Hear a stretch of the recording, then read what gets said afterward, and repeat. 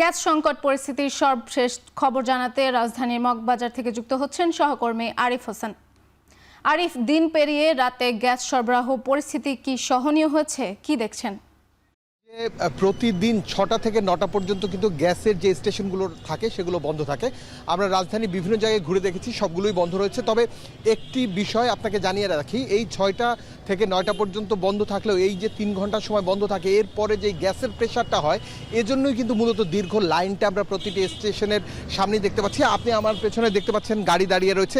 এখান থেকে আপনি মগবাজার হয়ে হোলি ফ্যামিলির যে রোডটা রয়েছে সেই রোডটা ধরে একদম শেষ মাথা পর্যন্ত অর্থাৎ বাংলা মোটর পর্যন্ত কিন্তু এই সিরিয়াল চলে গিয়েছে। আমরা কথা বলেছিলাম তাদের সাথে, তারা বলছেন কেন এত লাইনে দাঁড়িয়ে থাকতে তাদের হচ্ছে সে বিষয় নিয়ে তারা প্রশ্ন তুলছেন এবং সব কিছু মিলিয়ে তারা এই সময়টায় মূলত লাইনে দাঁড়াচ্ছেন। এর কারণ 3 ঘন্টা বন্ধ থাকার পরে গ্যাসের যে প্রেশার সেটি স্বাভাবিক সময়ের চেয়ে অনেক বেশি থাকে। অর্থাৎ প্রতিদিন যদি একটি সিএনজিতে 800 টাকার করে গ্যাস নিতে পারে, যদি দিনের বেলায় তারা দাঁড়ায় সেক্ষেত্রে 50 থেকে 100 টাকা, কোনো কোনো ক্ষেত্রে 150 টাকা পর্যন্ত গ্যাস নিতে পারবে। তবে রাতের এই সময়টায় যদি তারা দাঁড়ায় সেক্ষেত্রে তারা 2 থেকে 250 টাকা, কোনো কোনো ক্ষেত্রে 300 টাকার গ্যাস পেয়ে থাকে সিএনজিগুলো, এবং পক্ষান্তরে গাড়িগুলো কিন্তু 4 থেকে 500 টাকার গ্যাস পেয়ে থাকে। এছাড়া এই যেই গাড়িগুলো দেখছেন এগুলো কিন্তু এখন গ্যাস পুড়ে তারপরে বাসায় নিয়ে যাবে অথবা গ্যারেজে নিয়ে যাবে, এরপরে কালকে সকালে তারা বের হবে। এজন্যই সন্ধ্যার এই সময়টা প্রতিটি গ্যাস পাম্পেই দীর্ঘ লাইন থাকে। তবে যারা সিরিয়ালের পেছনে তারা কতটুকু চাপ পাবেন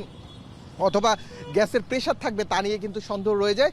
তবে এখানকার যারা সিএনজি ড্রাইভার রয়েছে তারা বলছেন প্রতিদিন যদি এভাবে সকালে 2 থেকে 3 ঘন্টা, বিকেলে 2 থেকে 3 ঘন্টা গ্যাসের লাইনে তাদেরকে দাঁড়িয়ে থাকতে হয়, সেক্ষেত্রে তাদের দৈনন্দিন যেই জমার খরচ সেটি তুলতেই অনেক ক্ষেত্রে হিমশিম খেতে হয়। কারণ প্রতিটি সিএনজিতে 1000 টাকা থেকে শুরু করে 1200 টাকা পর্যন্ত বিভিন্নভাবে সিএনজি ভেদে, স্থান ভেদে কিন্তু মালিকরা টাকা নিয়ে থাকে। এই টাকা তুলতেই তাদের সমস্যা হয়ে যায়। সুতরাং দিন শেষে তারা যে পরিবারের জন্য যেই টাকা নিয়ে যাবেন অথবা নিজের খরচের যে টাকা নিয়ে যাবেন তা তাদের হিমশিম খেতে হয়। অপর থেকে উবার এবং পাঠাও যারা ড্রাইভার রয়েছেন তারাও কিন্তু একইভাবে বলছেন, যারা চুক্তিভিত্তিক বিভিন্ন জায়গায় কাজ করেন, অর্থাৎ পাঠাও ড্রাইভার যদি মালিকের সাথে কন্ট্রাকচুয়ালভাবে কাজ করে সেক্ষেত্রে দৈনন্দিন যে খরচ রয়েছে সেটি তুলতেই হিমশিম খেয়ে যাচ্ছে।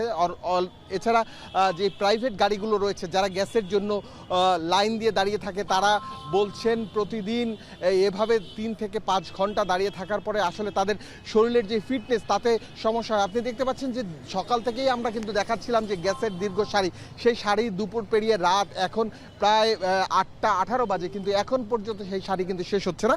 আর কিছুক্ষণ পরেই 9টার পরে গ্যাস দেওয়া শুরু হবে এবং গ্যাস দেওয়া শুরু হলে তারা তাদের যেই নিয়মিত গ্যাস এটা পাবেন। তবে এই যে সমস্যা, যদিও আপনি নিশ্চয়ই জানেন যে ভাসনা 2টা যে টার্মিনাল রয়েছে সেখানে ইতিমধ্যেই গ্যাসবাহী জাহাজ এসে পৌঁছেছে। সুতরাং কবে নাগাদ এই সমস্যার সমাধান হবে সে বিষয়ে প্রশ্ন সাধারণ মানুষের, এবং তারা জানতে চান কবে তারা এই সমস্যা থেকে মুক্তি পাবেন।